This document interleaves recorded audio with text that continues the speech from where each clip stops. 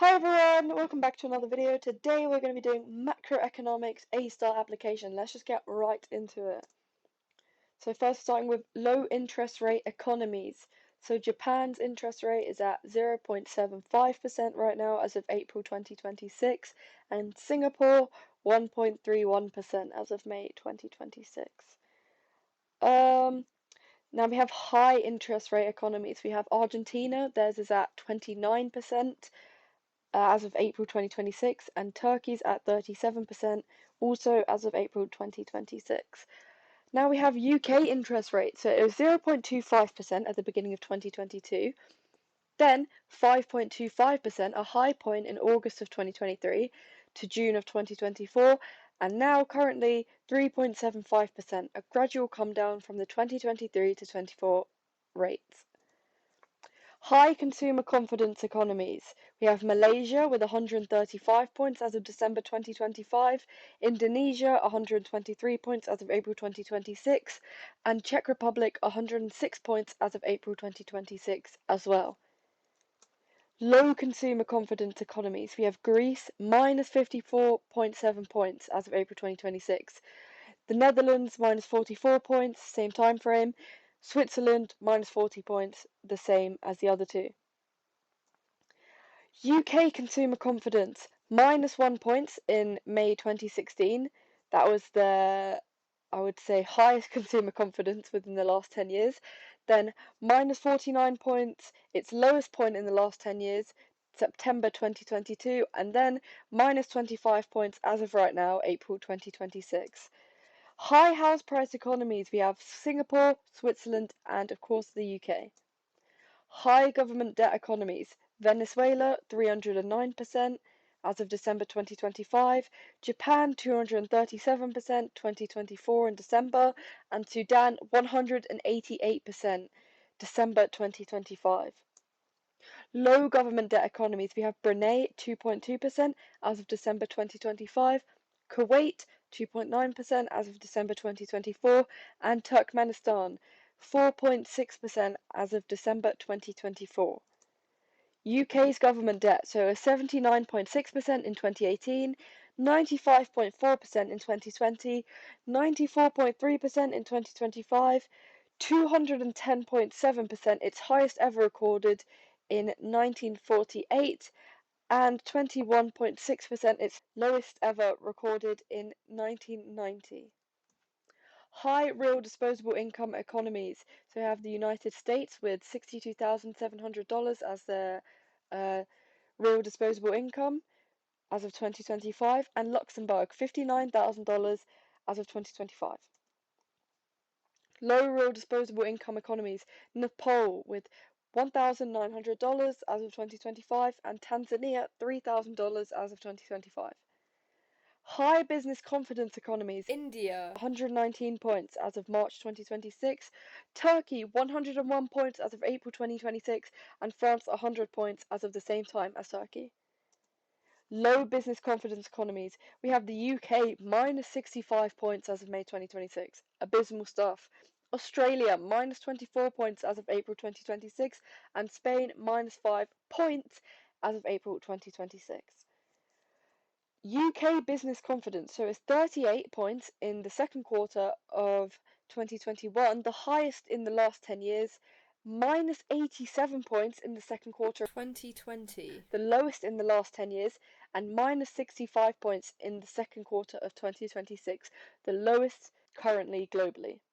High corporation tax economies, we have Puerto Rico with 37.5% corporation tax rates. Suriname 36% and Argentina 35%. This is all the 2026 rates. Low corporation tax rate economies. Vanuatu 0%, Cayman Islands 0%, Barbados 5.5%, and the United Arab Emirates 9%. And these are all as of 2026. UK corporation tax, so it's 20% in 2016, 19% in 2017 to 2022, and now back up to 25% in 2023 to 2026 right now. High GDP economies. So at number one, we have the United States with their total nominal GDP being $32.38 trillion as of 2024. and their GDP per capita $94,430. China at second place with their nominal GDP being $20.85 trillion.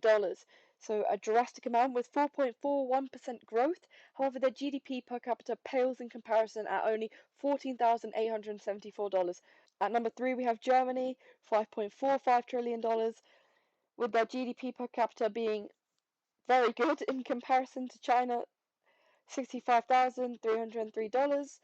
Next, we have Japan, the United Kingdom, India, France, Italy, Russia, Brazil. It's also interesting to notice how India, with such a high GDP, nominally, has such a low GDP per capita in comparison. And we're going to look more into that as we go on. So, low GDP economies as of 2024, at last place we have Tuvalu with $56 million nominal GDP and $5,729 as their GDP per capita.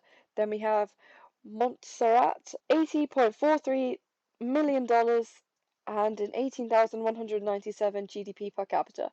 All of these are kind of more island countries, and so all of these are kind of more island countries, and so it is expected that they would perhaps not be pulling in as much GDP as the other ones we just saw. Now we're going to look at India's GDP. So as of 2024, I'm unsure why they're ranked 5th now rather than 6th, but it's okay. But since being one of the most highly ranked nominal GDP economies in the world with $3.76 trillion nominal GDP, it is interesting to note that their GDP per capita in 2024 was $2,592. That is not a lot, especially since they are one of the highest GDP economies in the world. But however, their GDP growth is quite high at 7.1%. So India's GDP per capita in 1980 it was $271. In 2000 it was $443, and now its projected value in 2026 $2,813. High HDI economies, Human Development Index, that's what that stands for. So Iceland at number 1 with 0.972 being their HDI, Norway 0.970, Australia 0.958, and the UK 0.946. So all very high Human Development Index ratings. These are all values taken from 2023. So low HDI economies, we have Chad 0.416, Central African Republic 0.414, Somalia 0.404, and South Sudan 0.388. These are all sub-Saharan African countries as well, which you could speak about in your exam. India's HDI. So we can see in 1990 their HDI is 0.446, with their life expectancy at birth being 58.6 years, their expected years of schooling being 8.2 years, however their mean years of schooling being 2.8 years, and their GNI being $2,167, constant to 2021's purchasing power parity. Then in 2006, we can see the HDI has increased to 0.557, with life expectancy at birth increasing as well to 65.4 years, their expected years of schooling 10.3 years, and their mean years of schooling 4.6 years. Their GNI per capita, constant to 2021 purchasing power parity, is $4,105. So we're seeing quite an improvement from 1990. Now we look at 2023, our latest HDI value that I could find, 0.685. So it's definitely getting there. It's developed a lot and increased from the years, from being extremely low to now a medium kind of level. So its life expectancy at birth is now 72 years, its expected years of schooling 13 years, and its mean years of schooling 6.9 years, with their GNI being $9,047, constant to 2021 purchasing power parity. Okay, so once again, the HDI value as of 2023 is 0.685. The classification is medium, their rank 130. Economies with austerity measures right now. We have UK, Greece, Italy. Economies with fiscal expansionary measures. China, United States, Germany. Weak exchange rate currencies, the Iranian rial for obvious reasons, everything that's going on there right now with conflicts, the Lebanese pound, the Vietnamese dong. See, these are all 2026 rates. Strong exchange rate currencies right now, the Kuwait dinar, the Bahraini dinar, and the Omani rial, or rial. I don't know how it's pronounced. Okay, those are all as of 2026 as well. The UK exchange rate, 5th rank globally as of 2026, so not bad. High commodity prices. So an example of high commodity prices occurring is because of the geopolitical conflict in the Middle East, difficulties transporting and producing oil. As a result, oil prices rise, leading to cost-push inflation and overall a leftward shift of SRAS. Higher wages. The recent national minimum wage increase in the UK national minimum wage, leading to reduced profitability for firms, thus less output through letting workers go or raising prices, and therefore overall leftward shift in SRS. However, higher wages may motivate workers to work harder or incentivize firms to invest in automation, thereby raising labour productivity and preventing SRS from shifting left. If you want exact statistics on the current national minimum wage after its increase recently, you can go to my other video, the Macroeconomics Application, and find all of the stats there near the end of the video. Financial crises. The 2008 financial crisis. The 2008 financial crisis originated from...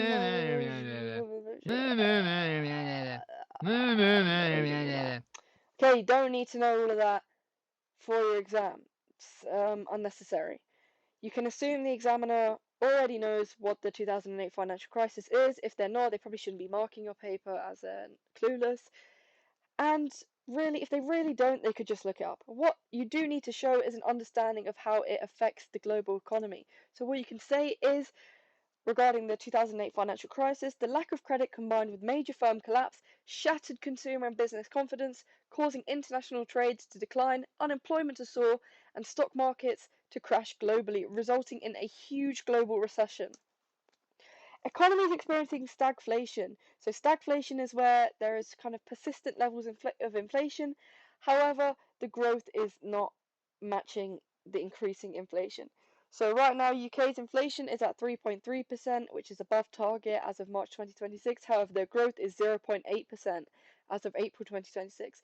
The United States, 3.8% inflation compared to 2.3% growth, both of April 2026, and Japan, 1.5% inflation compared to 0.7% growth, April 2026. Japan is one of those economies that experiences persistent stagflation. That would be interesting to mention in your exam. Economies experiencing demand pull inflation. We have the United States, post-COVID stimulus packages fueling high consumer demand, causing prices to rise as AD outpaced supply. Argentina, high consumer spending despite severe economic instability. Economies experiencing cost-push inflation. We have Iran, major global supply shock, obvious reasons, and Turkey, extremely high inflation rates. High Gini coefficient economies. South Africa at 0.63, Namibia 0.59, and Botswana 0.55. These are all of 2026. Low Gini coefficient economies. Slovakia 0.24, Belarus 0.24, and Slovenia 0.25 as of 2026 as well. Absolute poverty economies. South Sudan with 82.3% projected to be living in absolute poverty as of 2026, and Madagascar 75.2% projected to be living in absolute poverty as well in the same time. Relative poverty economies. The United States, 18% of their population living in relative poverty as of 2024. Israel, 21% living in relative poverty as of 2024. And the UK, before housing costs, the rate is 16% as of May 2026.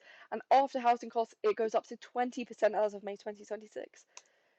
Monetary policy, UK low interest rates post-EU referendum. So this is an example of monetary policy. The Bank of England reduced interest rates to 0.25% as low interest rates theoretically stimulate demand. This was done preemptively to prevent a reduction in GDP growth due to Brexit uncertainty. Another example of monetary policy, we have green quantitative easing, where banks only buy bonds from companies that fund environmentally friendly projects. Fiscal policy. 2013 corporation tax reductions. This attracted about 40 overseas firms to set up bases in the country. Whilst the surge should have theoretically boosted the economy by creating more jobs, after the EU referendum there was a high level of uncertainty amongst firms, thereby investment plans were delayed and the reduction had little to no overall effect on the economy. Rejected plans for new Heathrow runway. Investment plans scrutinised by the public due to environmental concerns. Heathrow's plans for a third runway were rejected by the Court of Appeal after the adverse environmental effects were assessed, despite the boost in economic growth through job creation it could have spurred. Greece's fiscal austerity program. Training and education suffered a hit with a 20% decrease in spending. This led to a left shift of SRAS due to low worker productivity, thereby exacerbating lower economic growth. Supply side policy, US Tax Cuts and Jobs Act 2017. Significantly reduced corporation tax from 35% to 21% to encourage business investment. Spain labour market reforms, reducing unemployment through more flexible labour regulations. The EU's Net Zero Act 2024-2025 aims to simplify permit granting procedures for green technology projects to accelerate industrial growth. Winners of globalization. So we have China used FDI to transform from a developing nation to a manufacturing powerhouse. India gained substantially through the outsourcing of IT services, a skilled workforce and lower costs. And the United States benefited through MNCs, multinational corporations, high-level technology and financial services, along with their global influence. Losers of globalization. Sub-Saharan African countries exploited by multinational corporations. Bolivia and Ecuador, economic instability and loss of cultural identity due to foreign corporate influence. Protectionism. Now I'm going to talk about protectionism. Tariffs are an example of a protectionist policy. US tariffs on China reaching peaks of 125% to 145% on specific goods in early 2025. In May of 2026, Section Tariffs 301 and 232 remain in full effect on goods such as metals, electronics, homeware, etc. at 10 to 50% rates. China responded with retaliatory tariffs on energy, agriculture, etc. at rates of up to 77% on specific goods. Another example of a protectionist policy would be quotas. Algeria's 2023 quota on automotives of 227,232 allocated to 24 authorised dealers. Subsidies. The EU Common Agricultural Policy allows for significant direct payments to EU farmers, making it difficult for non-EU products to compete in the European market. High current account deficit economies. We have East Timor at minus 31.3% as of December 2024, Brazil at minus 3% as of December 2025, and the United States minus 3.6% as of December 2025. High current account surplus economies. Macau 35.8% as of December 2024, Singapore 35.8% as of December 2024, and the United Arab Emirates 13.2% as of December 2025. The UK's current account, minus 5.3% in 2016, the largest deficit in the last 10 years, minus 0.8% in 2021, the lowest deficit in the last 10 years, and minus 2.4% in 2025. So here are some other UK economy stats. The annual growth forecasted is 0.8% according to the IMF as of 2026. The total nominal GDP was £3.04 trillion as of 2025. The total real GDP, £2.8 trillion as of 2025. The GDP per capita was approximately £40,000 in 2025. The output gap right now is a negative output gap. The unemployment rate currently is 4.9%. The employment rate is 75%, and the economic inactivity rate is 21%. The youth unemployment rate currently is 15.8%.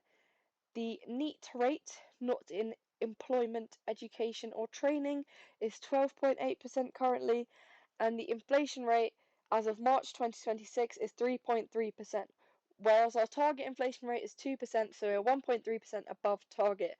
The budget deficit is 5.2% as of 2025. the UK's output.